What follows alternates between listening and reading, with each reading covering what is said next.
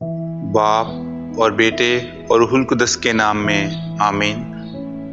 ہمارے لیے آج کی تلاوت مقدس پولس رسول کا کلسیوں کے نام خط، اس کا 2 باب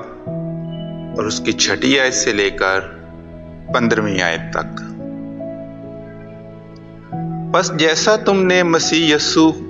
خداوند کو قبول کیا ہے، ویسا ہی اس میں چلتے رہو اور اس میں جڑ پکڑے اور اس پر بنے رہو، اور جس طرح تم نے تعلیم پائی اسی طرح ایمان میں مضبوط اور نہایت شکر گزار رہو۔ خبردار کہ کوئی اس فلسفی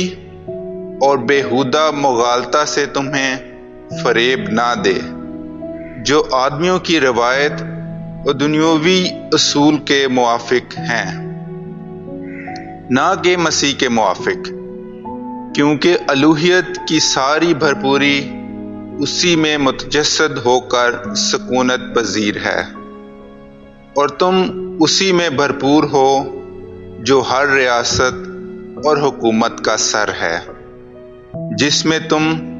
ایسے ختنے سے مختون کیے گئے ہو جو ہاتھ سے نہیں کیا جاتا ہے، بلکہ جسمانی بدن کو اتارنے کے لیے مسیح کے ختنے سے۔ تم اسی کے ساتھ بپتسمہ میں دفن ہوئے، اور اسی میں تم خدا کی قدرت پر ایمان لا کر جس نے اسے مردوں میں سے زندہ کیا، اسی کے ساتھ جی اٹھے۔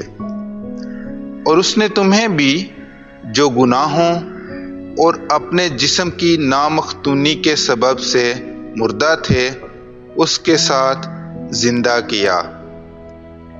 اور اس نے ہمارے سب گناہ بخش دیے،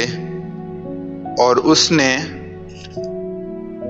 حکموں کی وہ دستاویز مٹا ڈالی جو ہماری بابت اور ہمارے خلاف تھی، اور اسے کیلوں سے صلیب پر جڑ کر سامنے سے ہٹا دیا، اور ریاستوں اور حکومتوں کو غارت کر دیا، اور انہیں اعلانیہ رسوا کر کے